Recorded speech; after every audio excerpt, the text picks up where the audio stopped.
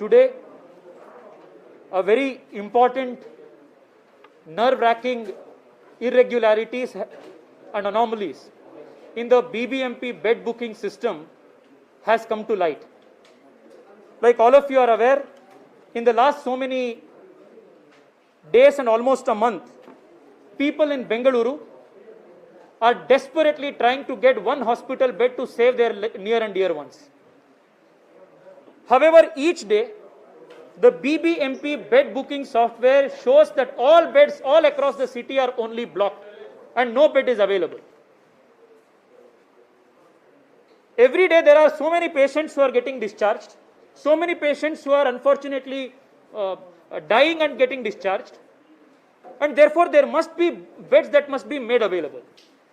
But check the BBMP website at any point in the day or any point in the night, the BBMP bed booking software shows that all beds are blocked.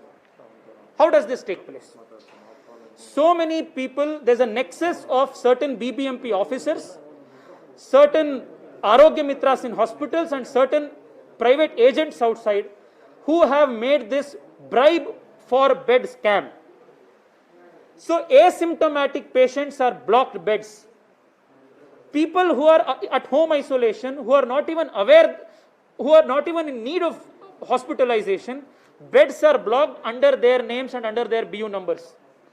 Thereafter, certain people who are outside agents speak to the people in charge in the war rooms and then re-allot the bed to those people who make a certain payment to a certain person outside. So this allotting of beds to asymptomatic patients, later re-allotting it to patients based on certain pecuniary or otherwise considerations, is a most disgusting thing that can take place during a pandemic. Second, in the last 7-8 days, the data that we have analyzed,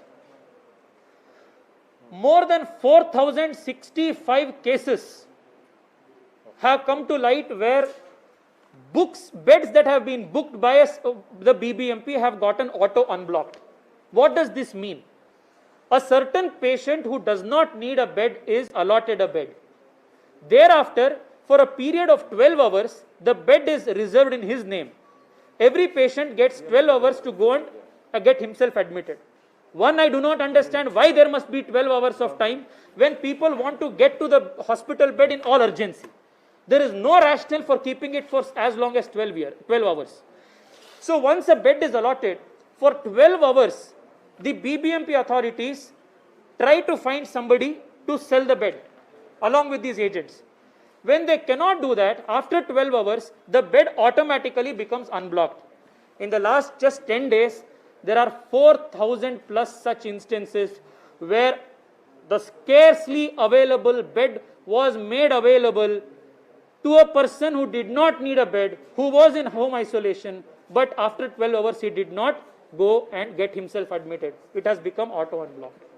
There are instances where one person has been admitted to a hospital, has been allotted multiple times to multiple hospitals. I have made available the video and I have made available the audio recordings. The person is not even aware.